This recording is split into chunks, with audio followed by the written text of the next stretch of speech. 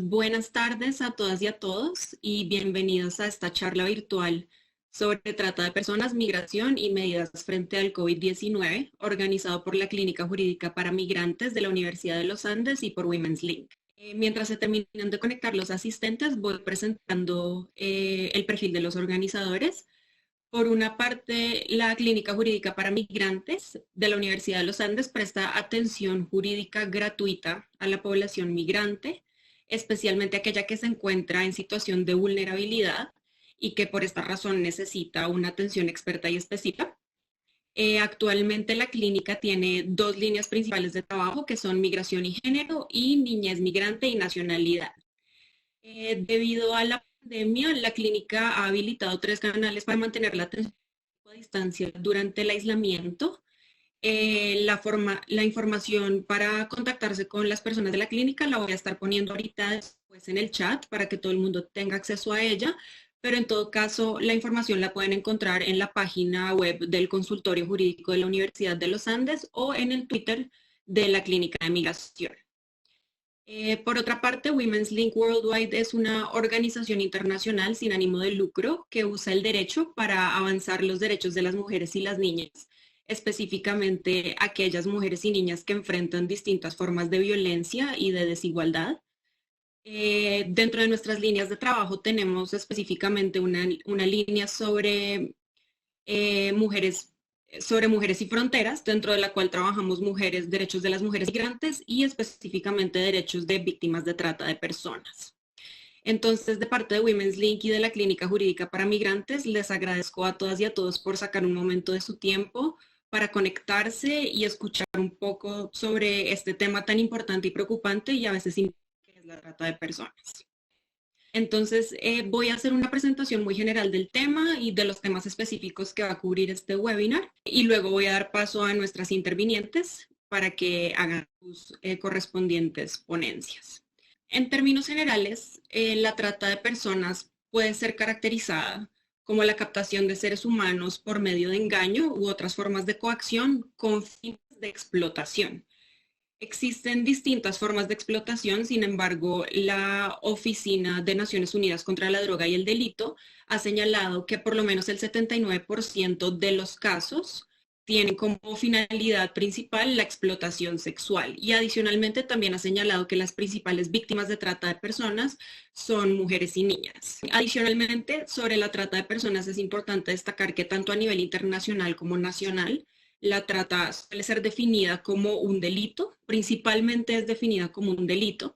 Sin embargo, desde Women's Link y también desde la Clínica Jurídica para Migrantes, consideramos que la trata de personas no es solamente un delito, sino que debe ser entendida como una violación de los derechos humanos. Por este motivo, este webinar está enfocado en la importancia de entender la trata de personas como una violación de derechos humanos y también específicamente como una forma de violencia contra las mujeres. Como veremos, este enfoque implica que los derechos de las víctimas deben ser centrales en el análisis que las autoridades públicas realicen de un caso en particular, lo que quiere decir que hay distintas implicaciones en actuaciones concretas que deben realizar las autoridades, por ejemplo, en la identificación de las víctimas de trata o también en la prestación de medidas de asistencia.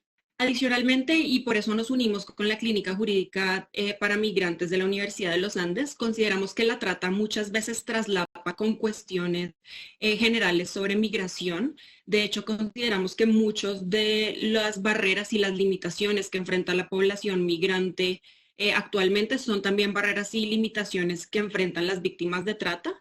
Entonces, por eso quisimos también darle un enfoque relacionado con migración. Y por último, consideramos también, y nos hemos venido dando cuenta los últimos meses, que los efectos de la pandemia del COVID-19 tienden a agravar terriblemente las barreras y dificultades que las víctimas de trata ya enfrentan en su día a día. Y por esto, la tercera intervención de este webinar estará enfocada específicamente en los efectos del COVID-19 sobre las víctimas de trata de personas. Tenemos a tres increíbles panelistas que nos acompañan hoy.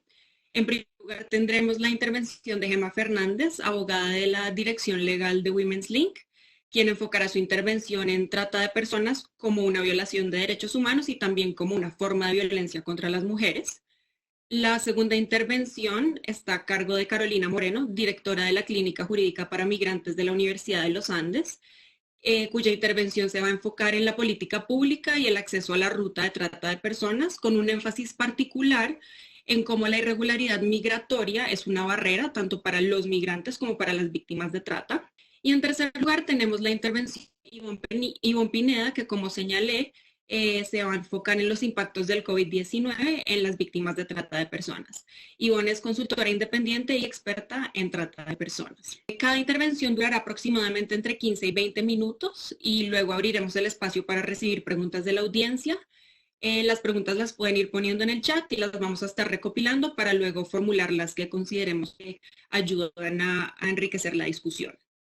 Entonces, de nuevo, muchas gracias a todas y a todos por estar aquí y a nuestras panelistas invitadas, muchísimas gracias también por ser parte de este evento virtual y compartir sus conocimientos y experticia con nosotros. En ese sentido, doy paso a Gemma para que continúe con su intervención. Muchas gracias. Buenas tardes, buenas noches por aquí ya. Muchísimas gracias por la presentación, María Cecilia, y muchísimas gracias por la invitación a participar hoy en este webinar y a poder compartir un poco de nuestra experiencia de trabajo y nuestra visión sobre la trata de personas.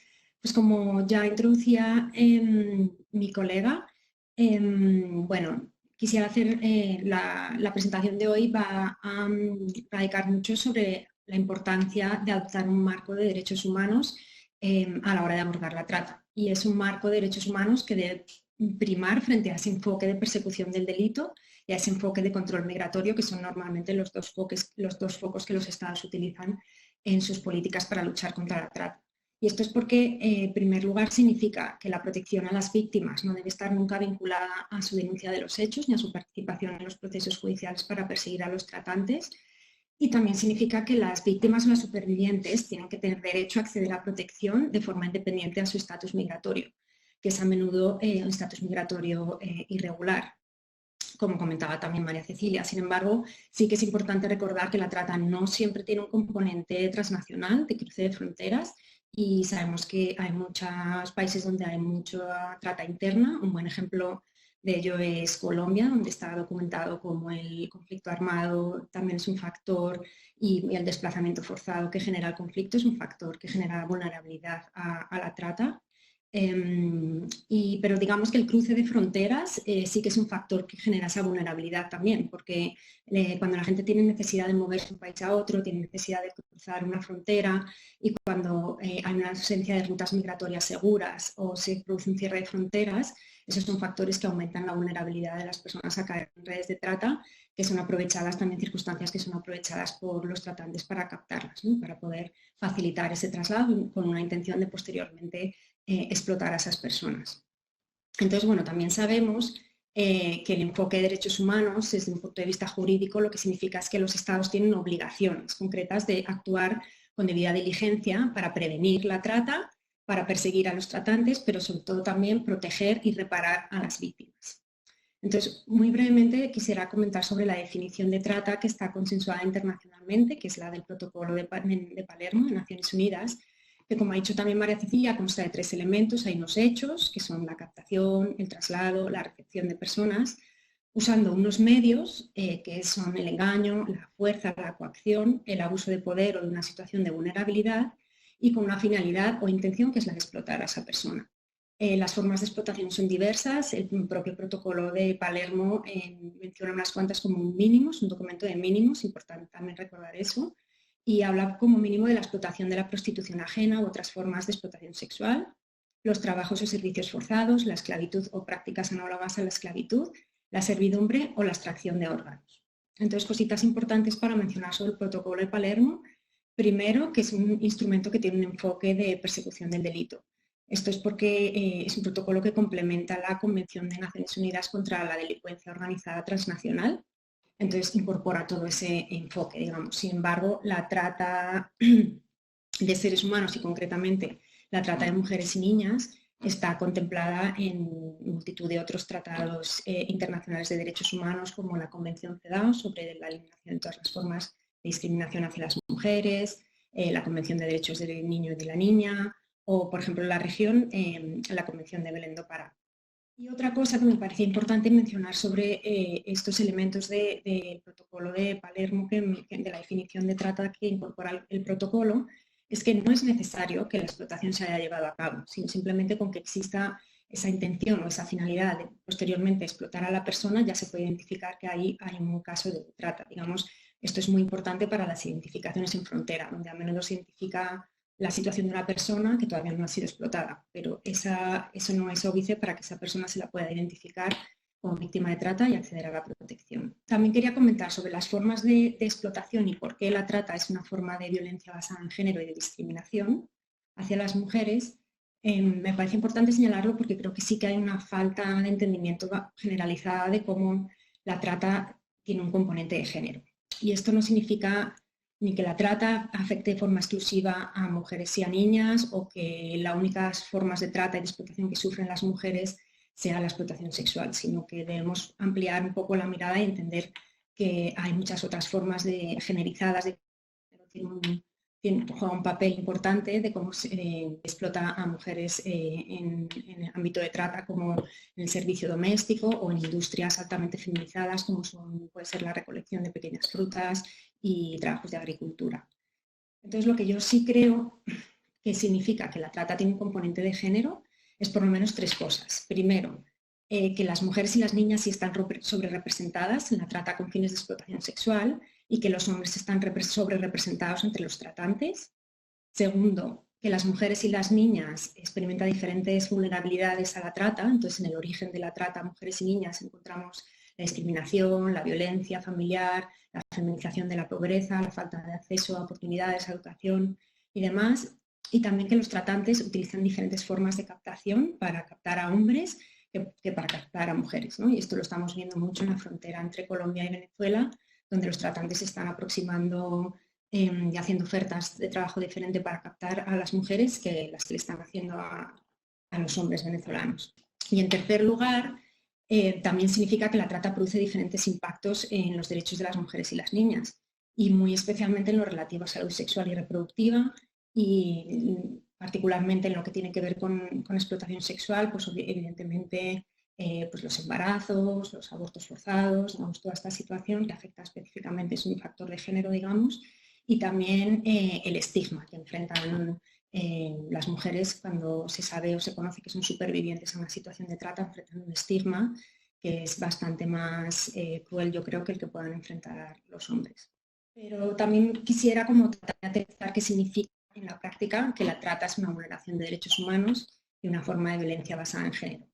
Y yo creo que en la práctica lo más importante es en qué se traduce eso a la hora de pensar en el proceso de identificación de víctimas. La identificación es de situaciones de trata es el momento clave, ¿no? Digamos que es la puerta de entrada a la protección para las personas que están en esa situación. Entonces, quisiera como poner un poco de énfasis en los procesos de identificación que ponen en marcha los estados. Nosotras, a través de nuestro trabajo en diferentes regiones del mundo, hemos identificado que la falta de identificación de víctimas es la principal falencia que existe en numerosos países y sistemas con respecto a la implementación de la legislación antitrata de los estados. Entonces, es importante entender que la identificación es un proceso que debe hacerse con base a indicios y no a certezas. El proceso de identificación no requiere que las personas acrediten, digamos, documentalmente o que aporten pruebas de que se encuentran en situación de trata. Eso sería, en su caso, en un momento posterior, en un procedimiento judicial y demás, sino que la identificación en un primer momento tiene que hacerse en base a indicios que se identifican, ¿no? Indicios razonables. Y también la carga de la identificación no recae en las víctimas o las personas que están en la situación, no tienen la obligación de autoidentificarse, sino que este proceso de identificación debe llevarse a cabo de forma proactiva por parte de las autoridades. Y para ello pues existen listados de indicadores que se han elaborado para las diferentes formas de trata y explotación, como por ejemplo los de la Oficina de Naciones Unidas contra la Droga y el Delito o los de la Organización Internacional del Trabajo, que sirven de guía a las autoridades del Estado para que lleven a cabo esta identificación. También es importante que los procesos de identificación no tengan un enfoque policial y que la identificación se lleve a cabo en la medida de lo posible por equipos multidisciplinares en los que participe una diversidad de actores. es decir, que no sean exclusivamente autoridades migratorias o policiales. Esto es debido a una multitud de razones, también porque eso significa también aplicar un marco de derechos humanos, ¿no? Y un marco de persecución del delito. Pero es que además, concretamente en materia de trata, es muy frecuente que las víctimas o las supervivientes o las personas que están en esa situación sientan mucho miedo de entrar en contacto con autoridades, pues porque han tenido malas experiencias o han sufrido violencia por parte de autoridades migratorias o policiales anteriormente, pues porque tienen desconfianza o muy a menudo pues por las amenazas que los propios tratantes les tienen hechas para que no vayan a denunciarles, ¿no? Entonces, por ejemplo, aquí un ejemplo de mala práctica que yo considero es el modelo de identificación de víctimas de trata en España. ¿Y por qué digo esto? Pues porque en España, según está establecido, la única autoridad que tiene competencia para hacer una identificación formal de víctimas, para oficialmente reconocer el estatus de víctima a esa persona y de esa manera darle acceso a derechos y a protección, es la Policía Nacional. Es la misma autoridad que puede perseguir el delito y que además tiene competencia sobre el control de fronteras, es decir, que es una autoridad policial que podría, si la persona está en situación irregular, podría proceder a una deportación. Entonces, digamos que hay una falta de adecuación absoluta, entiendo yo, de la autoridad que se ha elegido para tener esta competencia. Pero también alguna buena práctica quería comentar sobre el manual de la OSCE, la Organización para la Seguridad y la Cooperación Europeas, su Oficina de Derechos Humanos, publicó hace ya bastantes años un manual sobre mecanismos nacionales de derivación. En este manual, la organización orienta a los estados sobre cómo diseñar e implementar esos mecanismos de identificación para luchar contra la trata y apoyar a las víctimas, y también cómo supervisarlos y dotarlos de capacidad, esos mecanismos y estructuras. Entonces, es una vía muy interesante para aquellos estados que todavía se encuentran en esa fase de empezar a dotar un poco su institucionalidad para identificar víctimas de trata, que, como digo, es como ese cuello de botella, es ese momento esencial en el que, si las personas pasan por migrantes en situación irregular o por personas que están ejerciendo prostitución, que es otra de las situaciones que nos encontramos muy a menudo, digamos, pues se produce una invisibilidad de la situación y entonces pues no tienen acceso, ¿no?, a ningún tipo de asistencia ni de protección ni acceso a la justicia. Y bueno, entonces quería también comentar un poco brevemente sobre qué estándares tenemos, de estándares de derechos humanos, tenemos, como que nos vayan guiando un poco en esta interpretación de cuál debe ser la acción de los estados para luchar contra la trata y proteger a sus víctimas. Pues hay algunas sentencias de la Corte Interamericana de Derechos Humanos que han abordado alegaciones de trata de personas y que la Corte ha estudiado bajo el artículo 6 de la Convención Interamericana de Derechos Humanos, que prohíbe, como seguramente saben, la esclavitud y la servidumbre. Pues está el caso, he seleccionado 3 casos: el caso de trabajadores de la Hacienda Brasil Verde contra Brasil.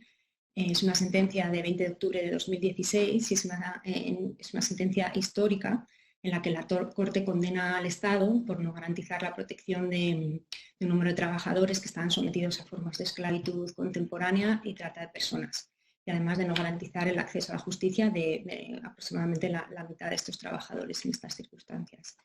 Y digo que es una sentencia que es histórica porque es la primera vez que la prohibición del trabajo esclavo se aplica en un caso en el continente, y donde se considera que es responsabilidad del Estado enfrentar la esclavitud moderna y la trata de personas. Otro caso es el caso Ramírez, Escobar y otros contra Guatemala.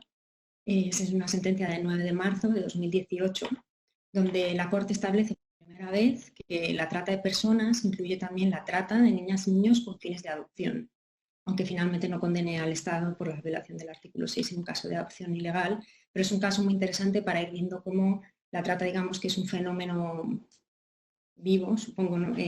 Como digamos en constante evolución, y que también los tratantes van encontrando pues nuevas formas de explotación que antes no existían y que, por tanto, los textos y los tratados no las contemplan, pero que, sin embargo, la legislación de los estados sí debe poco a poco ser flexible para irlas incorporando, ¿no? Y otro caso que he seleccionado es el caso de López Soto y otros contra Venezuela, sentencia del 26 de septiembre de 2018. Y en este caso la Corte interpreta que la esclavitud sexual como violación de derechos humanos se encuentra comprendida por la prohibición del artículo 6 de la Convención y concluye que, y cito literal, que el Estado es responsable porque en razón de su grosera omisión posibilitó la esclavitud sexual a la que fue sometida Linda Loaiza López Soto. También el Tribunal Europeo de Derechos Humanos ha establecido que la trata también entra dentro del ámbito de protección del artículo 4 del Convenio Europeo de Derechos Humanos, que también prohíbe la esclavitud y el trabajo forzado. Entonces, en su jurisprudencia, el Tribunal ha confirmado que los Estados tienen obligaciones positivas bajo el artículo 4, es decir, que más allá de abstenerse de realizar tratos prohibidos por el artículo 4 a través de sus agentes, tiene obligaciones no solo negativas de no hacer, sino positivas de hacer para promover la protección del derecho, ¿no? Entonces, estas obligaciones, en compendio, son, primero, obligación de establecer un marco normativo que incluya medidas para prevenir la trata y para proteger a las víctimas, además de medidas para castigar a los tratantes. Segundo, tomar medidas operacionales cuando tienen conocimiento las autoridades de que una persona está sufriendo o en riesgo de sufrir tratos prohibidos por el artículo 4, tienen que actuar para impedir esa situación. Y en tercer lugar, tienen una obligación procesal de investigar cuando existen razones para sospechar que una persona está en una situación de trata de personas. Bueno, la sentencia más emblemática del Tribunal Europeo de Derechos Humanos en materia de trata es el caso Rantsev contra Chipre y Rusia. Y bueno, es una sentencia, bueno, a quien le interese leer jurisprudencia, me parece que es una sentencia muy interesante que de alguna manera trata también de incorporar una perspectiva de género. Y creo que es interesante. Y bueno, luego otro estándar que todavía está digamos, en proceso de elaboración, el Comité CEDAW, el Comité para la Eliminación de la Discriminación hacia Mujeres de Naciones Unidas, está trabajando en su borrador de recomendación general sobre el artículo 6 de la Convención sobre trata de mujeres y niñas en el contexto de las migraciones globales, en el que Women's Link hemos tenido el privilegio de poder participar y que será también sin duda un documento que servirá de guía para bueno, en la acción que tomen los estados para proteger a las mujeres y las niñas víctimas de trata de personas. Y bueno, pues hasta aquí quería yo llegar. Muchas gracias por la atención. Muchísimas gracias, Gemma, por esa intervención tan completa. Quisiera destacar algunos puntos clave para que recordemos todos. En primer lugar, que el Protocolo de Palermo, el principal instrumento internacional sobre trata de personas, tiene un enfoque exclusivamente sobre la persecución del delito. Sin embargo, es necesario también que cuando se hable o se trabaje en temas de trata de personas, también se tenga en cuenta un enfoque de derechos humanos. También es importante destacar que las mujeres y niñas experimentan la trata de una forma diferente a como la experimentan los hombres y por esto es sumamente importante que cuando se analicen casos de trata de personas se tenga en cuenta un enfoque de género.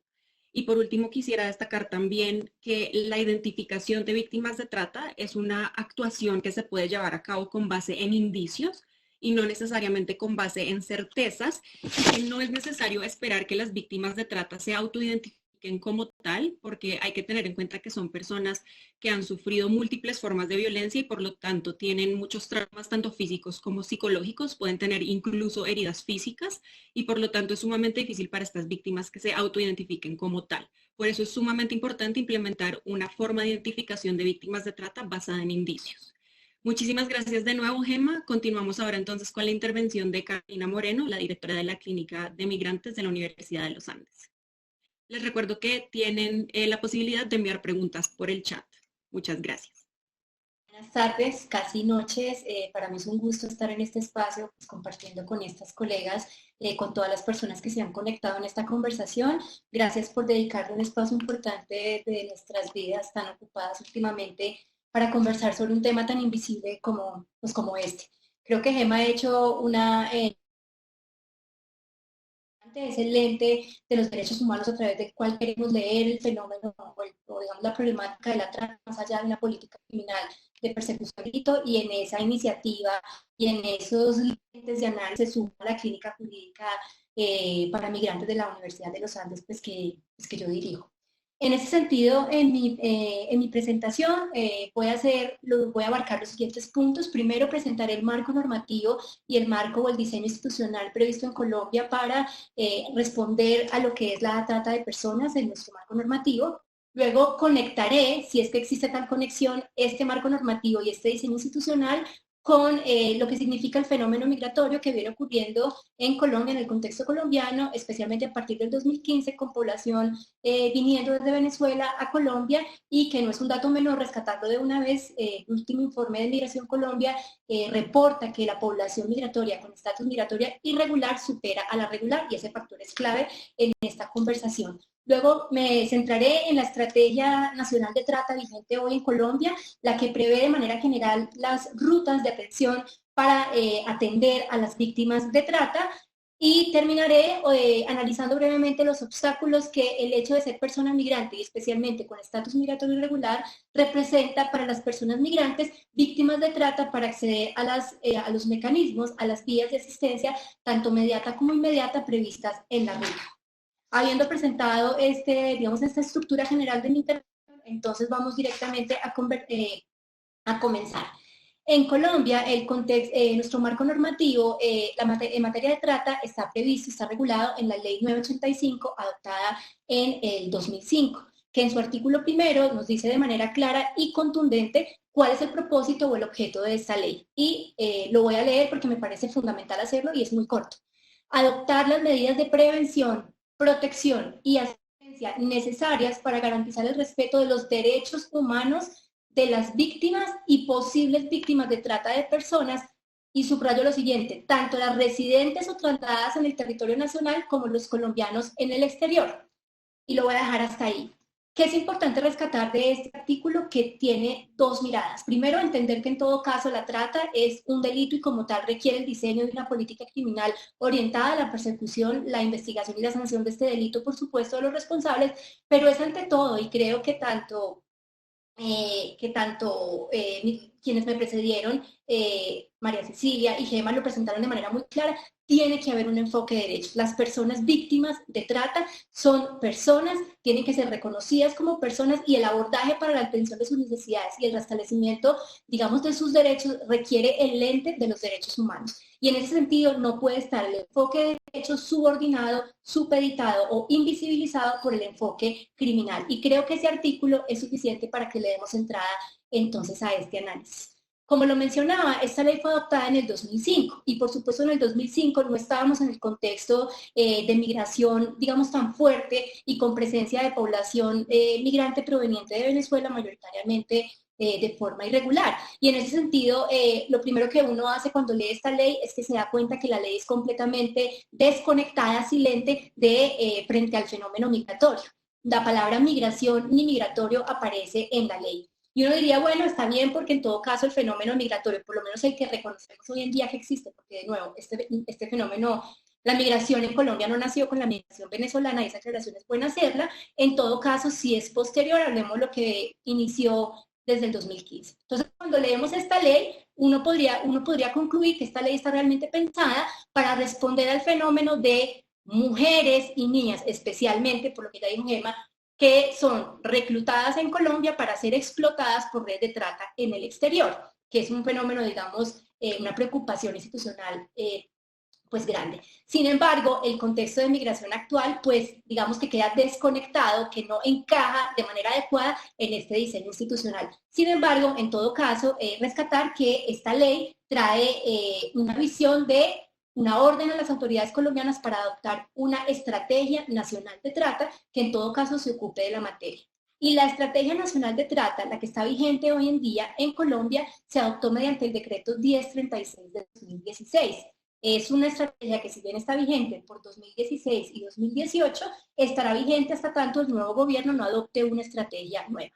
Y lo que sí llama poderosamente la atención es que esa estrategia de nuevo, al igual que la ley, es completamente desconectada, es completamente silente frente al fenómeno migratorio. La palabra migración y migrante no aparece ni en sus considerandos, ni en su articulado, ni en su anexo técnico. Y eso sí nos llama la atención porque para la fecha del 2016 ya Colombia había reconocido la ocurrencia del fenómeno migratorio y había incluso empezado a tomar medidas para atender a la población migrante que empezaba a llegar a Colombia de manera sostenida. Entonces allí es bien importante hacer este primer llamado de atención y es como la nueva política de trata, la nueva estrategia nacional de trata que se vaya a adoptar en los próximos meses o años, no sé qué prioridad esté para este gobierno, pues tenga que adoptarse de manera explícita el fenómeno migratorio como un factor a tener en consideración en el diseño de esta política nacional de trata.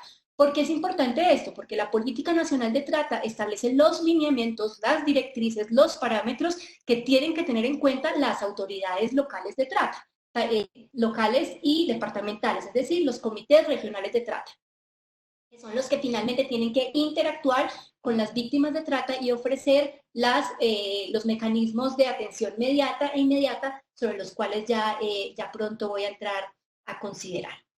Muy bien, pues entonces tenemos entonces que esta estrategia de trata que fue adoptada en el 2016 prevé en términos generales unos mecanismos de atención o de asistencia a las personas víctimas de trata. Y estas medidas pueden ser de dos tipos, pueden ser mediatas o inmediatas. Y en ese sentido, las inmediatas tienen que ver con el retorno al lugar de origen de la víctima, le provee seguridad, le provee alojamiento, asistencia médica, psicológica, información adecuada sobre sus derechos, asesoría jurídica y acompañamiento sobre las medidas a tomar en los procesos judiciales de los que esa persona sería parte. Esas medidas inmediatas son más que todo de tipo reactivas. Es una vez conocido el hecho, se le ofrecen estas medidas para que la persona medio estabilice por una cuestión de unos días, de algo como su nombre lo dice, muy inmediata, su situación. Estas medidas se complementan, se robustecen con las medidas mediatas que, dicho sea de paso, están supeditadas a la denuncia de la conducta. Y esto es importante porque Gema ya nos acababa de advertir que bajo ninguna circunstancia, en una visión desde los derechos humanos, la protección que se le ofrezca a la víctima de trata debe estar supeditada a la denuncia. En el contexto colombiano sí lo está. Y eso de entrada está forzando a la persona que ha sido víctima a que tenga que denunciar para acceder a estos beneficios, y esto no debería ser así. Estas medidas mediatas son las que buscan que la persona pueda realmente tener un proyecto de vida y reincorporarse de alguna manera a la sociedad luego de sufrir las afectaciones en lo individual, en lo personal, en lo físico, en lo psicológico, producto de haber sido víctima de trata. Y propone atención física, mental, social suficiente, o sea, aquí tiene que haber atención psicosocial y por eso la importancia de ofrecer una atención que sea multidisciplinar y que entienda la afectación en todos los sentidos que la persona sufre como consecuencia de este flagelo. Clave el acompañamiento jurídico a lo largo de todo el proceso, especialmente el que va a estar orientado al restablecimiento de sus derechos y a la estabilización de la situación. Esta política nacional de trata es bastante abierta y no dice nada más, simplemente señala que las políticas territoriales que adopten los municipios, los distritos y los departamentos y que serán ejecutadas por los comités regionales de trata son los que se pondrán al frente y diseñarán estrategias concretas para atender a la población víctima de trata. Esto no es un tema menor, pues porque sabemos que las capacidades de las distintas entidades territoriales pues, son distintas y en ese sentido su posibilidad de hacer frente a este fenómeno pues va a ser muy distinto también. Es muy importante en este punto mencionar los enfoques que trae la estrategia, porque estos enfoques de alguna manera le dan línea a estas entidades territoriales para el momento de diseñar sus propias estrategias locales y departamentales de trata. Y me quiero referir, digamos la norma trae 6 enfoques, yo me quiero referir por lo menos a 4 que son claves en esta conversación. La primera es el enfoque de derechos. Para la estrategia es clave que cualquier lineamiento, cualquier política tenga que entender el enfoque de derechos, y es decir, reconocer a la víctima como tal y ofrecerle los mecanismos idóneos desde una visión, desde unos lentes de los derechos humanos, para que restablezca su condición agraviada y mermada por el hecho de haber sido víctima de trata. Este enfoque de derechos menciona distintos perfiles, menciona que no se debe discriminar por etnia, por sexo, por orientación sexual o identidad de género, discapacidad, religión, estrato socioeconómico y al final dice entre otros. De nuevo, no se menciona la palabra migrante, ni migración, ni nacionalidad, porque de nuevo la norma está completamente desconectada del fenómeno migratorio, lo cual pues es de por sí ya grave y delicado, por lo menos llama la... Sin embargo, asegurar y reafirmar en este espacio me parece clave que en esa categoría, entre otros, por supuesto, están cubiertas las personas migrantes independiente de su estatus, sea regular o sea irregular, y esto tiene que ser contundente, una de las claridades que subrayemos en este espacio. El siguiente enfoque que quiero destacar es el enfoque de género, y tiene que ver con lo que muy bien explicó Gema, entonces no voy a profundizar mucho en esto, pero la estrategia colombiana es clara en señalar que las mujeres y las niñas tienen una situación, primero, de especial propensión a ser víctimas de este flagelo, pero segundo, que esto hace parte de una opresión, de una discriminación, de una subordinación histórica que las mujeres y las niñas han tenido frente a los hombres, y que esto no puede ser ciego en el diseño de la estrategia y en la oferta institucional para atender y restablecer los derechos de las víctimas de la trata. Y esto es clave en este aspecto, no solo enfoque de derechos, sino un enfoque de género. Y esto va aunado también al enfoque diferencial, y es entender las distintas condiciones que las personas sufren y cómo éstas se superponen, cómo éstas se suman y pueden profundizar, pueden subrayar, pueden hacer más grave la situación de vulnerabilidad que tiene una persona. Y los estudios de género han sido pues supremamente claros en ese sentido, de señalar la interseccionalidad como un factor a tener en consideración. No es lo mismo ser la mujer rural que la mujer con discapacidad, que la mujer con un asunto, digamos, étnico-racial, víctima del conflicto armado, cabeza de hogar, persona que está en Venezuela en un sistema político, social y económico colapsado, que le hacen una promesa de venir a Colombia a ejercer algún trabajo y que con eso buscará un mecanismo de salir adelante. Todos esos factores, la orientación sexual, la identidad de género, la clase, el origen rural urbano, la discapacidad, el conflicto armado, el etario, son todos factores que se pueden sumar entre ellos y hacer, digamos, más difícil la situación de la persona. El diseño de la estrategia, tanto la nacional como las territoriales, tienen que ser sensibles y atentas a estos factores para de verdad ofrecer un abanico de servicios y de asistencia a las personas víctimas de trata que logre garantizar y resarcir sus derechos y su situación. Y no quiero dejar por fuera el enfoque territorial. ¿Por qué? Porque me parece que es uno que termina teniendo gran peso. La estrategia nacional establece claramente, y lo digo textual, dice que los actores de primer orden en la implementación de la estrategia son las entidades territoriales, especialmente los municipios y los distritos. Y esto es bien importante porque la estrategia nacional diseña unos lineamientos generales y los municipios y los departamentos son los que diseñan las estrategias territoriales. Son a ellos a los que les toca de primera mano atender y ofrecer toda la oferta institucional a la víctima de trata. Si estos municipios y distritos no tienen la capacidad institucional, no tienen los recursos para atender las necesidades de esta población, además del enfoque de género, diferencial y de derechos, pues esto puede significar que terminemos revictimizando a la persona víctima de trata o que no terminemos dándole la atención necesaria para el restablecimiento de sus derechos. Puede significar también, como lo hemos venido detectando en nuestro trabajo de campo en la clínica, que estos comités de trata terminen plegados, subordinados a la autoridad penal, es decir, a la fiscalía, quien califica la conducta, quien lidera el proceso y que puede decir que simplemente no era delito de trata, era cualquier otro delito, y la persona, la víctima, queda desprovista de toda la ruta de atención. Lo que digo, generando una profundización de su situación y revictimizando todavía más a esta persona. Quiero ponerlo de presente con un ejemplo. No es lo mismo ser reclutado, no hablo de reclutamiento. Voy a decir, no es lo mismo la capacidad institucional de reacción que puede tener un distrito como Bogotá, por lo que representa, por los recursos que tiene, que un municipio como Maicao, como Villa del Rosario, como Cúcuta, que además de ser en muchos casos municipios de destino, son de frontera y sufren la presión migratoria pues de una manera notoria. Pero son municipios, en algunos de ellos, de sexta o de quinta categoría y su capacidad institucional de acción pues es muy limitada. Pues cuando la capacidad es limitada y la nación no se compromete en acompañar a estas entidades territoriales en la atención de las víctimas, pues quien va a sufrir, quien va a verse, digamos, repercutida por esta carencia institucional son justamente las víctimas. Esto me lleva entonces a mi último punto y es, observemos el estatus migratorio, especialmente el irregular, como un factor determinante que puede exacerbar, que puede profundizar la situación de vulnerabilidad y de exposición que tienen las personas migrantes, especialmente las niñas y las mujeres, a ser reclutadas por estos grupos, organizaciones criminales y a que el Estado de pronto no tenga la mejor reacción de protección frente a ellos. Decíamos entonces que de acuerdo con nuestro marco normativo, el Estado tiene la obligación de proteger y de asistir a las víctimas. ¿A cuáles? A todas. En el exterior y aquí, si son colombianas afuera, protegerlas, garantizarles, y si son de cualquier nacionalidad aquí en Colombia, pues hacerlo también.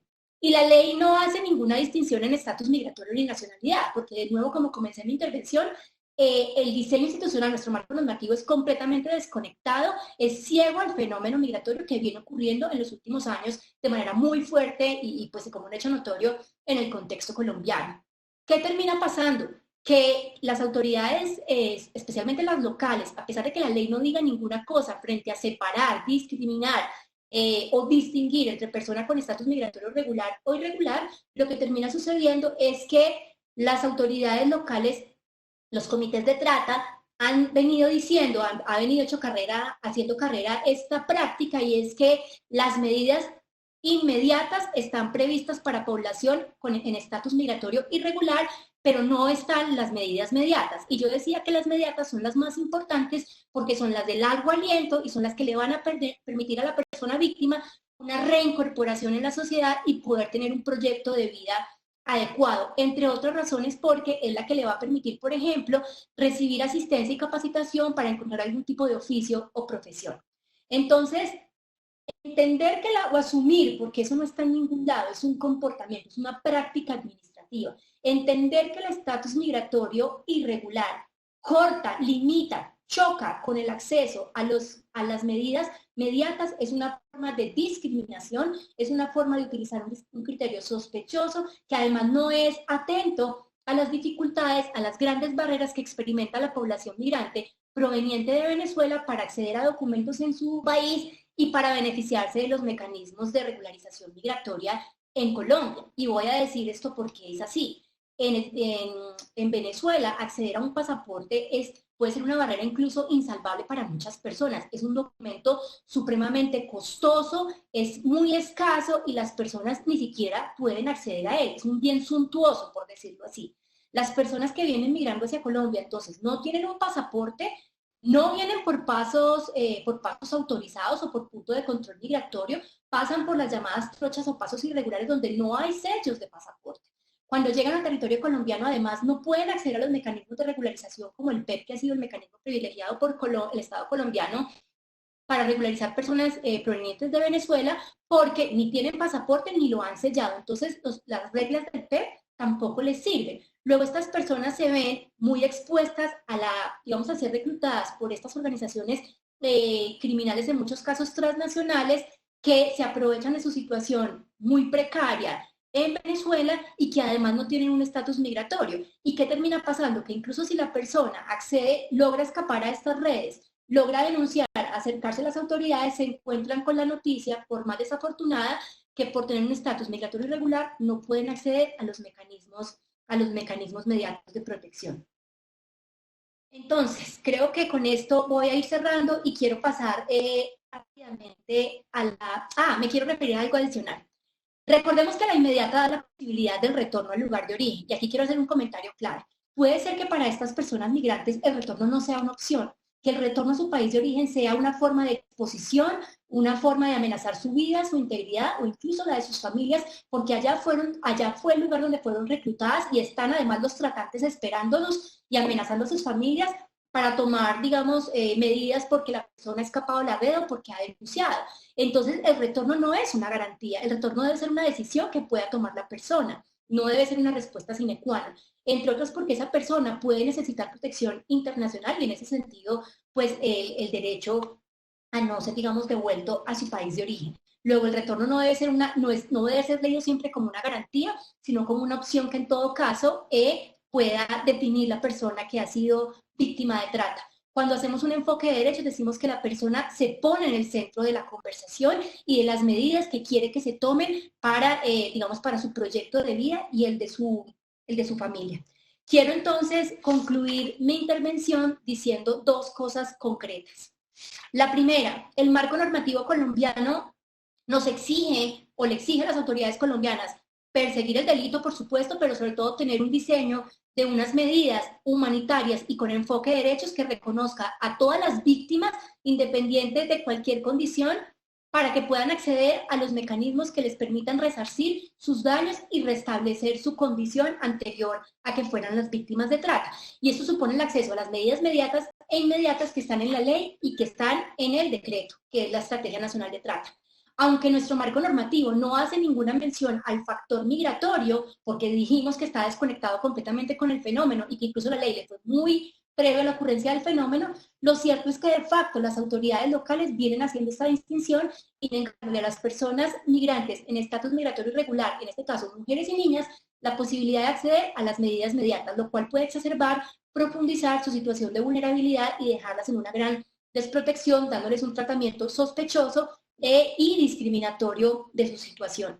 Quiero hacer entonces un llamado a que el próximo diseño de la política institucional, la nacional de trata, así como las locales, incorporen el factor migratorio como un aspecto clave para tener en cuenta en el enfoque de derechos, en el enfoque diferencial, en el enfoque de género y especialmente en el enfoque territorial. Creo que esa sería mi conclusión y lo dejaría ahí. Muchas gracias. Muchísimas gracias, Carolina, por tu intervención. Creo que estuvo supremamente útil y completa. Quisiera destacar algunos puntos que me parecen sumamente relevantes y que engloban todo lo que acabas de mencionar. En primer lugar, es muy importante tener en cuenta que las cuestiones sobre trata de personas y migración están íntimamente relacionadas y por ende en su abordaje legal y también en cuanto a política pública es necesario que el fenómeno migratorio sea tenido en cuenta. Y esto incluye necesariamente la obligación de atender a personas migrantes que son víctimas de trata sin importar su estatus migratorio. Las autoridades nacionales no pueden discriminar para prestar la atención a víctimas de trata de acuerdo con el estatus migratorio. En conexión con esto, también es sumamente importante que tanto los comités regionales como municipales de trata, que son los que al final interactúan con las víctimas, tengan en cuenta tanto el enfoque de derechos humanos como el enfoque de migración en el momento en que atienden a víctimas de trata. Y además es sumamente importante, como señaló Carolina, que los comités estén completamente capacitados para atender a las víctimas de trata. Por último, quisiera destacar también que a las víctimas de trata de personas se les deben proveer medidas de asistencia tanto mediatas como inmediatas y que esta asistencia no debe estar supeditada en absoluto a la investigación penal que se adelante de manera simultánea para investigar el delito. Estas medidas son claves porque son la forma en que estas personas pueden recuperar su proyecto de vida y reincorporarse a la sociedad. En relación con estas medidas es muy importante también tener en cuenta que el principio de no devolución del derecho internacional es supremamente importante y esto quiere decir que no en todos los casos las personas estarán más a salvo por ser devueltas a su país de origen. Y aquí hago eco especialmente de las palabras de Carolina cuando señala que el retorno no siempre es una garantía y que debe analizarse esto siempre caso a caso para determinar si una persona estará más a salvo en su país de origen o en el país en donde resultó después de ser víctima de trata de personas.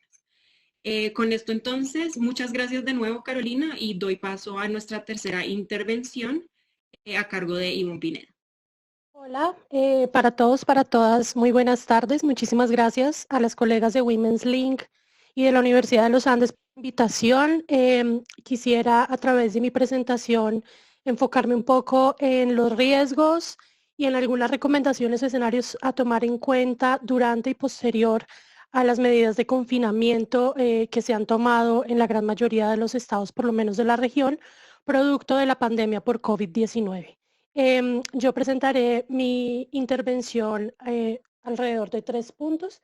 Quiero comenzar señalando algunos riesgos que es importante tomar en cuenta para la manifestación de la trata durante y después del tiempo de cuarentena. También quisiera tocar algunos elementos que es importante tener en cuenta para la identificación de víctimas y por último cerrar con algunos temas que considero son relevantes a manera de recomendaciones para el abordaje de este tema. Entonces, para no alargarme en mi presentación, quisiera iniciar señalando que es muy importante cuando se piensa en los riesgos para la manifestación de la trata de personas, pensar de manera global y de manera local. Esto quiere decir, la trata de personas es un delito que se puede presentar al interior de la ciudad, al interior del barrio del país, pero también hay redes globales que están configuradas y que están funcionando. En este momento, la pandemia de COVID-19 ha generado unos cambios en las organizaciones sociales, unas medidas que van a tener un impacto al momento de pensar la trata de personas. Pensemos primero, por ejemplo, en todo lo que tiene que ver con los efectos para todos los estados en términos económicos. La CEPAL, la Comisión Económica para América Latina y el Caribe, ha publicado un informe en el cual nos dice que se estima que para el año 2020 la economía global se contraiga en un 5.3% y esto implica que va a haber una caída de al menos hasta menos 2 puntos del PIB. Eso significa que las economías de los estados se van a ver gravemente afectadas, con un especial énfasis en los impactos o en las afectaciones en el trabajo que cada uno de nosotros podemos estar realizando o que las personas realizan para sobrevivir y, bueno, con otras finalidades. La CEPAL estima que para 2020 se podrían llegar a perder hasta un tercio de empleos a nivel global. Eso significa que 37.7 millones de personas podrían estar quedando sin empleo y de eso podríamos estar hablando de más o menos 29 millones de personas que estarían ingresando a los estándares o a las líneas de pobreza a nivel global. Eso es gravísimo si pensamos que la trata de personas, por supuesto, cualquier persona puede ser víctima de trata, pero hay un énfasis especial, unos escenarios de riesgo especiales para las personas que tienen unas necesidades básicas que no pueden ser satisfechas de otra manera. Y esos son contextos que las redes de trata aprovechan para captar a sus víctimas. Es importante también tener en cuenta que la desigualdad económica que es un tema histórico a nivel global y si pensamos en la región, ya me voy a centrar un poco más en América Latina, la distribución del ingreso, el acceso a bienes y servicios y la desigualdad en otros temas es una herida o es una deuda histórica que tiene nuestro continente y por lo tanto es muy posible que esas consecuencias que tengan todas estas medidas de confinamiento, toda la ralentización de la economía de la región tenga un impacto bastante grande en los contextos de nuestras naciones. Es importante también tener en cuenta que este desplome de la economía global va a tener afectaciones para todos y para todas, pero que no van a ser iguales para todas las personas. Por supuesto, esto debe analizarse, los impactos es importante que se analicen a luz de los factores de vulnerabilidad histórica. Por ejemplo, el género, por ejemplo, si estamos hablando de poblaciones en condición de discapacidad, si estamos hablando de personas o de poblaciones con pertenencia étnica, es importante tomar en cuenta el origen de las personas, es importante identificar si hablamos de comunidades rurales, de comunidades urbanas, si son poblaciones afectadas por los conflictos armados, si son poblaciones afectadas por crisis humanitarias, si son personas migrantes, etc. ¿Por qué hablar de esto cuando hablamos de trata de personas? Porque ese es el contexto en el cual nos estamos moviendo y es el contexto en el cual comenzaremos a ver los diferentes cambios que va a presentar la trata que ya está presentando durante todas las medidas de confinamiento y posterior a las medidas de confinamiento. Es importante, quisiera comenzar señalando un riesgo que se ha identificado. Varios estudios han demostrado, varios análisis de mercadeo digital y demás, han identificado como, por ejemplo, ha aumentado el consumo de pornografía y de actividades relacionadas con el sexo vía Internet. Diferentes medios han publicado estudios en los cuales se habla de un aumento del 100, del 200% en consumo de pornografía y esto, digamos, ha llevado a medidas como, por ejemplo, los principales o uno de los principales canales de pornografía dejando su contenido premium libre para que las personas puedan acceder Y también en estos informes que han presentado los medios de comunicación, personas que trabajan en la industria de las webcam han señalado que se ha duplicado y triplicado las solicitudes para ser parte de esta actividad. No quisiera decir que la pornografía o las webcam o todo lo que tiene que ver con el sexo por internet sea necesariamente trata de personas, pero aquí hay un escenario de riesgo. Quiero poner un ejemplo. Hace 1 o 2 años hubo una mujer que estaba buscando a su hija desaparecida y la logró ubicar gracias a que encontró 58 videos de su hija siendo violentada sexualmente en una página de pornografía. Mi pregunta es la siguiente, o creo que el punto central aquí es el siguiente. ¿Quién está produciendo el contenido y en qué condiciones? ¿En qué condiciones están las mujeres y los hombres que hacen parte de esas producciones? ¿Y cómo se puede garantizar que las personas que hacen parte de estos videos, de este material, realmente lo hagan de manera libre, de manera autónoma, de manera informada y sobre todo en unas condiciones dignas? Considero que ese tema es muy importante, sobre todo porque en la trata de personas, la libertad y la autonomía son los bienes jurídicos, por decirlo de alguna manera, principales que se afectan. Las personas víctimas de trata no son libres ni son autónomas. Y es allí donde es importante poner el acento. Insisto, aquí estoy haciendo simplemente un análisis de escenarios de riesgo a partir, de todo lo que hemos visto en este momento. Otro tema que es importante tener en cuenta y que sabemos porque las cifras aumentan cada día dramáticamente es el tema de la violencia basada en género. Aquí me quiero referir al continuo de violencias, especialmente todas las formas de violencia basada en género y cómo esto se exacerba en un contexto de confinamiento y cómo puede incidir en la trata de personas. Sabemos a nivel global que la trata de personas es un delito que afecta principalmente a mujeres en todas las etapas del ciclo vital. Hablamos de niñas, de adolescentes, de adultas mayores, etcétera, siendo el 81% de las víctimas, de acuerdo al informe publicado por la Oficina de las Naciones Unidas contra la Droga y el Delito, de víctimas globales identificadas. Quiero señalar que hablo de víctimas identificadas porque sabemos que la trata de personas y el nivel de subregistro puede ser abrumador. Y esto no es gratuito. La trata no es un delito y no se considera una forma de violencia basada en género porque las víctimas sean mujeres. Se considera una forma de violencia basada en género porque tiene que ver con estereotipos, tiene que ver con prácticas relacionadas con el género. Por un lado, la naturalización o la normalización de la trata se relaciona directamente con la manifestación y aceptación de diferentes formas de violencia como algo cotidiano y como algo reproducido aún al interior de los hogares. Asimismo, los roles de género y la relación con las diferentes finalidades de explotación. Si ustedes se fijan, cuando uno habla de trata de personas, habla generalmente de explotación sexual y en algunos casos de trabajos o servicios forzados. Pero ¿qué pasa con el matrimonio servil? ¿Y qué pasa con la servidumbre? Que son finalidades de trata que se dan en el ámbito de lo privado, que tienen que ver claramente con unos roles y unos estereotipos de género que se están exacerbando en el marco de la pandemia y en el marco del confinamiento.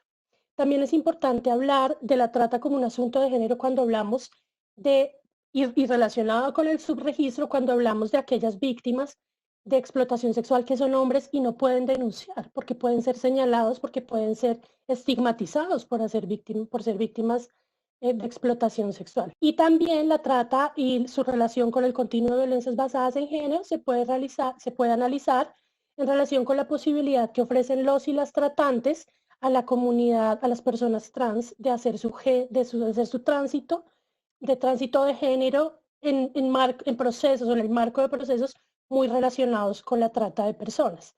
Si vemos que las poblaciones han sido víctimas de un continuo de violencias, muchas veces ese continuo puede ser un factor de expulsión de sus hogares y encontrar en las ofertas que hacen los tratantes una manera de escapar, una salida o una alternativa para poder seguir, digamos, su camino.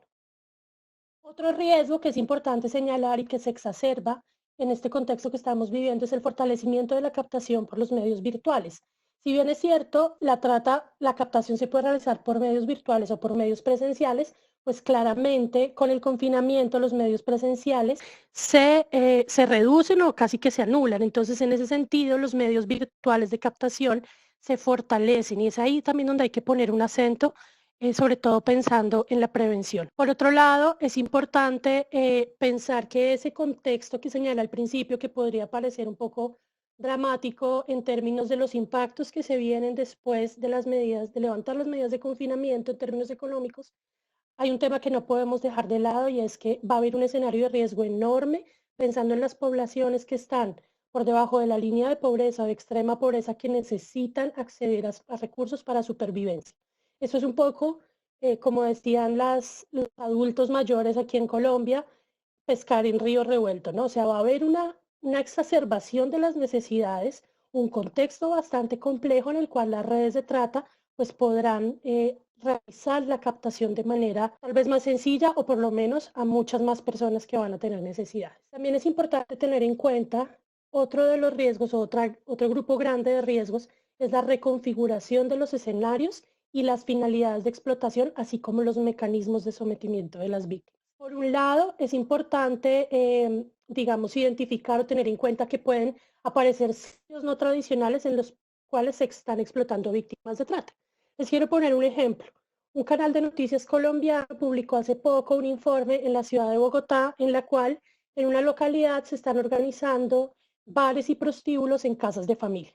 La gente llega de manera como si nada, no hay un aviso, una persona las engancha, entran y adentro hay personas que están ejerciendo prostitución y hay venta de licor. Este es un escenario de riesgo clarísimo para la manifestación de la trata. Por un lado, porque esa puerta cerrada, con lo cual no se puede verificar las condiciones o la situación de las personas que estarían en ese momento en ejercicio de prostitución o si hay personas menores de edad.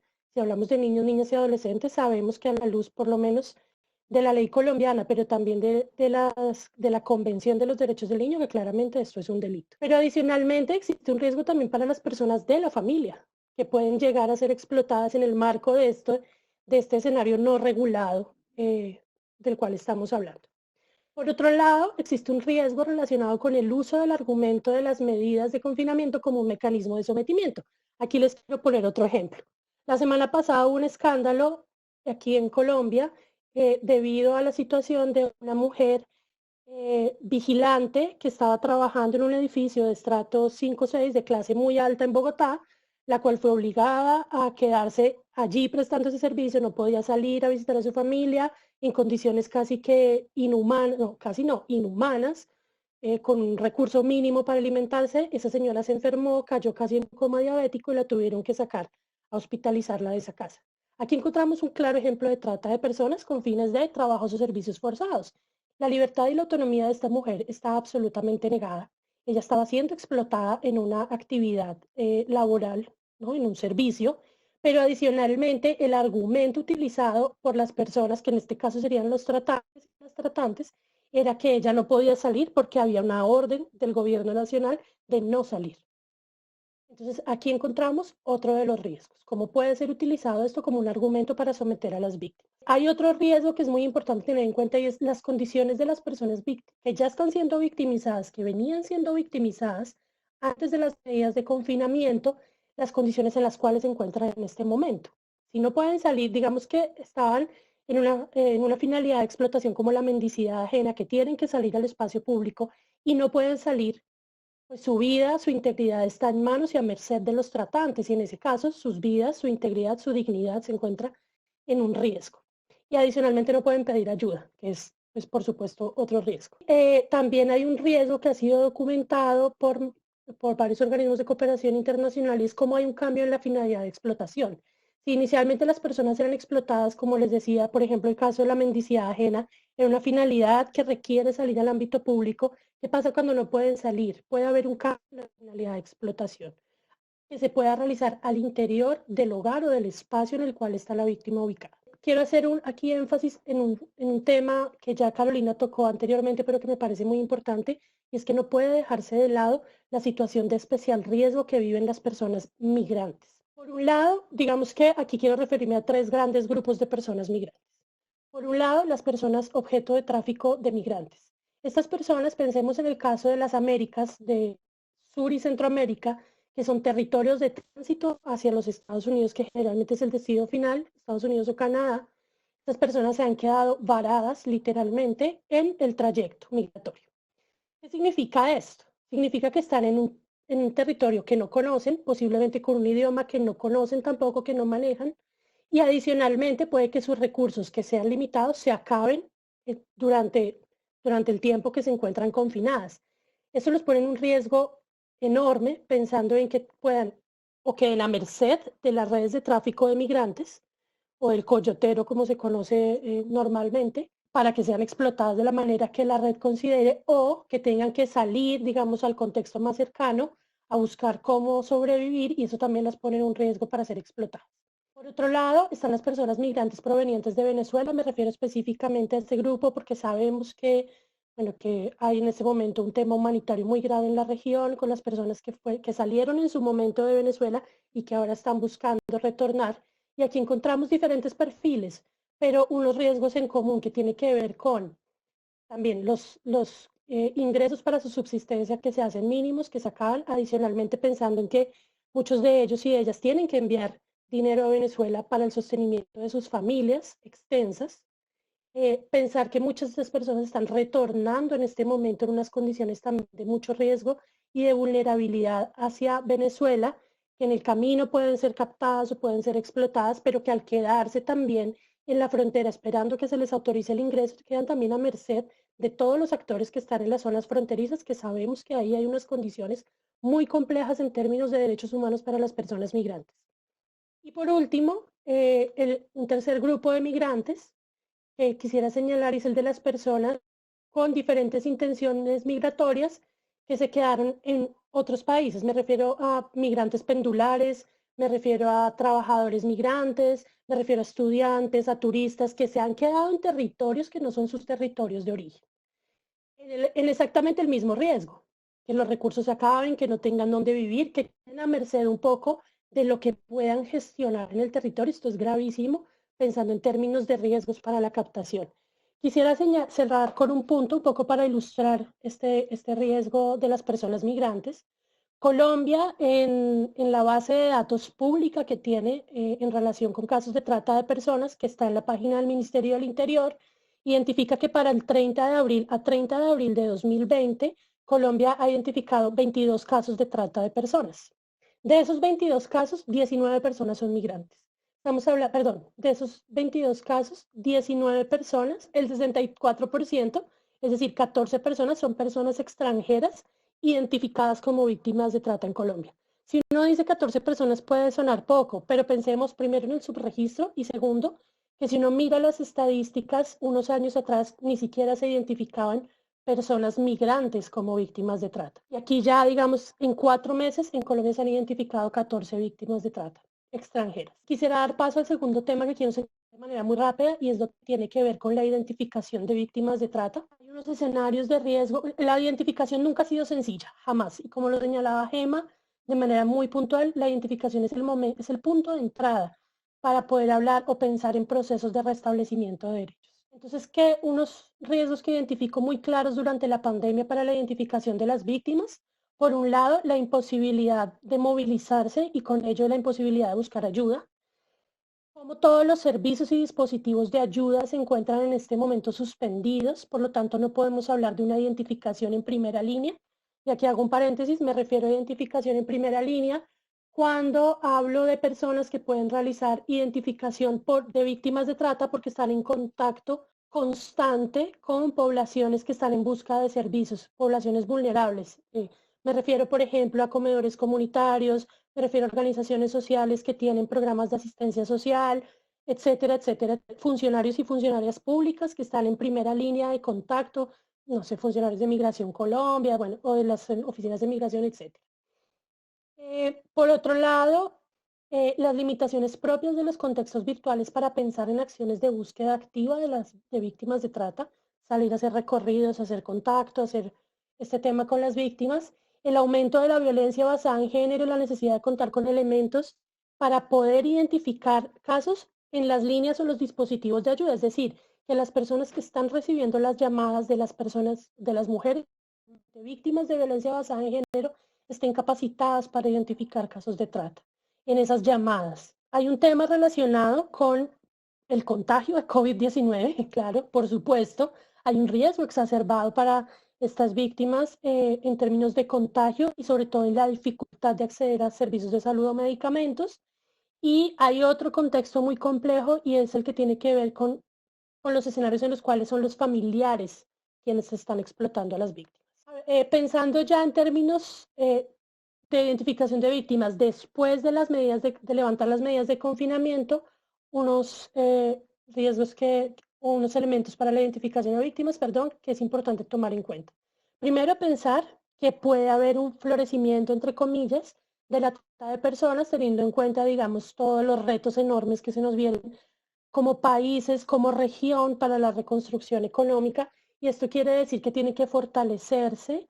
Bueno, ya voy a cerrar, Ana, muchas gracias. Dame 2 minutos. Fortalecerse los mecanismos de identificación posteriores. Creo que también es importante pensar en, durante y después de las medidas de confinamiento, existe un riesgo y una limitación en la identificación de víctimas de trata, especialmente las víctimas de trata externa, que están fuera de sus lugares de origen, que están siendo explotadas en otros territorios, relacionado también con algo que señalaba Carolina hace un momento, y es la ausencia de documentos de identificación. Ya para cerrar, quiero señalar algunas recomendaciones que considero que son fundamentales. Primero, prepararse para un contexto post-COVID-19 en el cual será fundamental realizar fuertemente acciones de prevención universal, de prevención selectiva, que vinculen diferentes acciones. Por un lado, fortalecer base comunitaria para la identificación de las víctimas, fortalecer a todas las instancias territoriales, comités, mesas, etcétera, para dar una respuesta rápida a los casos. La necesidad de afinar los mecanismos de identificación, ampliando la comprensión de la trata de una manera mucho más global y no como muchas veces se piensa, muy sesgada, ¿no? Aquí está la explotación sexual, aquí la laboral, sino pensar en la trata de personas en términos mucho más amplios. También creo que es importante que los estados retomen los lineamientos y los estándares en materia de derechos humanos para el abordaje de la trata, que se haga un análisis de la trata y un abordaje desde una perspectiva intersectorial e interseccional que permita comprender vulnerabilidades, y diseñar programas de asistencia acorde, garantizar a las víctimas de trata extranjeras que puedan tener acceso a todos los programas de asistencia contemplados en las legislaturas de los estados. Y creo que es muy importante otras 2 cosas. Primero, asignar partidas presupuestales amplias o que permitan cumplir con todas estas acciones que se requieren y fortalecer las capacidades tanto de investigación, de asistencia a víctimas como de investigación y judicialización para la persecución o para el abordaje integral del delito. Sé que hay algunos elementos que se me quedan por fuera, pero ya quisiera cerrar para darle paso a las preguntas. Muchísimas gracias por su atención. Muchísimas gracias, Ivonne, por tu intervención. Quiero destacar 2 puntos centrales.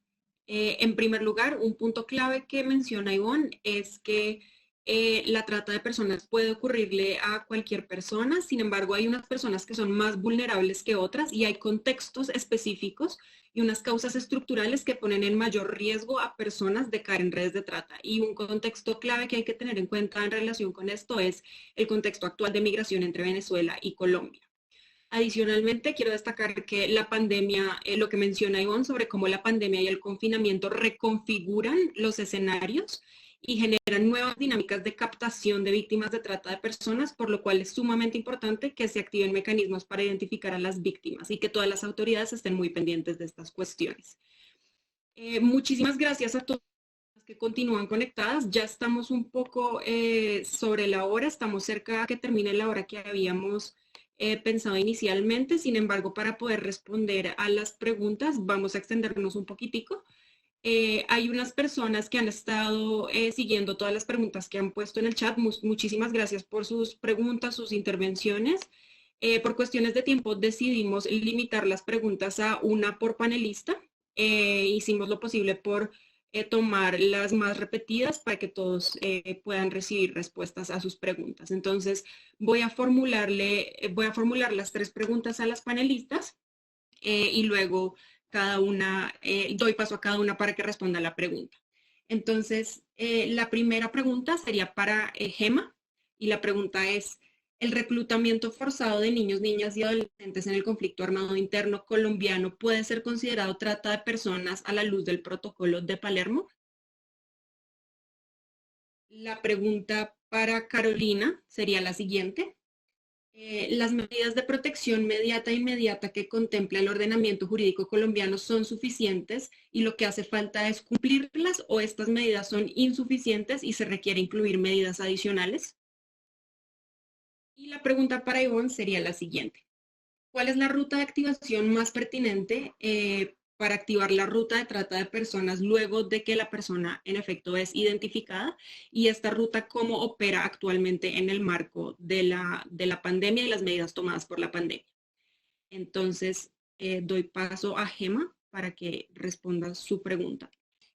Sobre la pregunta de si el reclutamiento forzado en niños y niñas, adolescentes, en el marco del conflicto armado colombiano, si se puede ser considerado una forma de trata, yo considero que evidentemente sí, y hay mucha doctrina y hay bastante jurisprudencia también al respecto, no solo digamos como teniendo en cuenta la convención, el protocolo de Palermo, perdón, sino hay que tener en cuenta que la trata, en una medida en que es una vulneración de derechos humanos, es una forma de violencia de género, puede constituir tortura, puede ser un crimen internacional, puede constituir, como estábamos comentando en el chat, un crimen de lesa humanidad bajo determinadas circunstancias, un crimen de guerra, digamos que tiene una multitud pues de corpus jurídicos que le aplican, y digamos que para este caso concreto el reclutamiento forzado, pues puede ser que yo creo que sí cabría dentro del protocolo de Palermo, pero digamos que se puede utilizar, hay muchos otros cuerpos jurídicos normativos que podrían aplicarse para entenderlo así. Yo creo que sería además particularmente de interés que los mecanismos de justicia transicional de Colombia consideraran que el reclutamiento forzado de niños, niñas y adolescentes es una forma de trata, y de hecho hay jurisprudencia del Tribunal Especial para Sierra Leona sobre cómo la prohibición del reclutamiento de niños, niñas y adolescentes soldados es un crimen bajo el derecho internacional consuetudinario, y de hecho sobre el debate bastante interesante que se genera en torno a la responsabilidad penal de los niños que participan en los conflictos como niños soldados, y si deben ser entendidos como perpetradores o como víctimas. Es conveniente recordar que el Tribunal Penal Internacional para la Yugoslavia y el Tribunal Penal Internacional para Ruanda no tienen jurisdicción sobre personas menores de 18 años, y específicamente esta norma se adoptó pensando en la problemática de los niños y las niñas y adolescentes soldados. Es que entonces digamos que no consideraron que no han juzgado a ninguna persona menor de edad por estos delitos, sino los han considerado como víctimas. Perfecto, muchísimas gracias, Gema. Gracias. Continuamos entonces con la pregunta de Carolina. Hola. Bueno, entonces frente a mi pregunta, yo creo que tiene que ver mucho de nuevo con capacidad institucional. Por supuesto, sus comités locales y territoriales de trata pues tienen que ser fortalecidos con recursos, y alguien en el chat mencionaba que son comités con muy pocos recursos, casi nada, casi todo proviene digamos, del Sistema General de Participaciones, muy limitado, pero también un poco de voluntad. Yo creo que con lo que tenemos, porque además tanto la ley como la estrategia son bastante amplias y se incorporan estrategias en lo jurídico, digamos, en el acompañamiento legal, acompañamiento psicosocial, fortalecimiento de capacidades para el desarrollo de un trabajo. Yo creo que se trata es de ser creativos en el diseño de esas estrategias y realmente cumplirlas. Pero hay una que sí se me ocurre y me parece que puede ser la más interesante, y es que si uno tiene en cuenta el factor de el estatus migratorio irregular como un factor que exacerba o profundiza la situación de vulnerabilidad de estas personas, tal vez una medida ni siquiera inmediata, sino inmediata que habría que tomar es mirar la posibilidad de regularización de estas personas, teniendo en cuenta que el retorno en muchos casos no es una opción. Cuando a esa persona le damos una posibilidad de regularizarse, es una llave de entrada al acceso a la salud, a conseguir un trabajo formal, a acceder a educación técnica, tecnológica a través del SENA, o si es una niña, poder acceder al sistema escolar. Es decir, creo que la apuesta grande y seria de un país como Colombia, que se compromete, digamos, de manera sincera con la migración y hacer receptiva esa migración, es tomarse en serio la regularización, y esa debería ser una medida que estuviera contemplada en este sentido. Y lo otro que diría es, vuelvo sobre la denuncia, porque muchas personas en el chat han dicho, esto en Colombia ya no aplica. Quiero decirles que una cosa es que la Corte lo haya dicho y otra cosa es que los comités locales en sus municipios no se haga alguna forma de forzar o supeditar la atención a que la persona efectivamente denuncie. Y se hace de distintas formas de decirle, bueno, pero es que para usted tener acceso a esto, usted tiene que denunciar, tiene que contarnos qué pasó. De nuevo, hay muchas formas informales, perdón la expresión, de hacer que la persona tenga que denunciar y tenga que acceder más allá de lo que haya dicho la Corte. Me parece que una medida en ese sentido de protección también contribuiría a fortalecer la asistencia inmediata de las víctimas cuando se trata de víctimas migrantes. Seguimos entonces ahora con la respuesta de la pregunta para Ivonne. Bueno, pues muchísimas gracias. La ruta de asistencia a víctimas de trata de personas en este momento en Colombia se activa, bueno, digamos que cualquier persona podría activarla, podría reportar un posible caso si es identificado.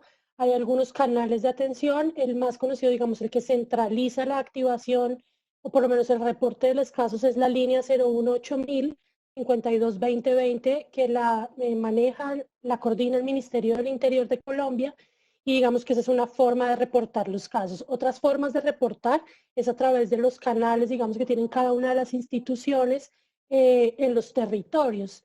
Cada territorio tiene un comité territorial, puede ser departamental o municipal, de lucha contra la trata de personas, que tiene una secretaría técnica, y digamos que ahí se puede también activar el caso. Es importante que sepan que quieren reportar un caso, pueden hacerlo de manera gratuita, perdón, de manera anónima. La línea es gratuita y funciona, en teoría funciona 24/7, 24 horas, los 7 días de la semana.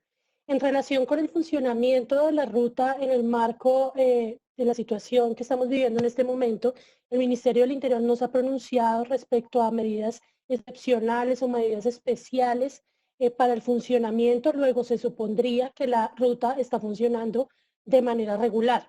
Esto no quiere decir que no haya unos retos enormes para hablar de asistencia a víctimas en tiempos o en el marco del COVID-19, que tienen que ver, por ejemplo, con la dificultad para responder debido a las dificultades, valga la redundancia, de la movilización de los funcionarios y funcionarias públicas, pero también de las víctimas, la dificultad también para acceder a los servicios en el marco de la ruta de asistencia, como son el alojamiento, como son salud, etcétera, teniendo en cuenta, digamos, todas esas restricciones. Digamos que el contexto de COVID lo que ha hecho es limitar muchísimo la posibilidad de acceso a los servicios en la ruta de asistencia de víctimas de trata de personas.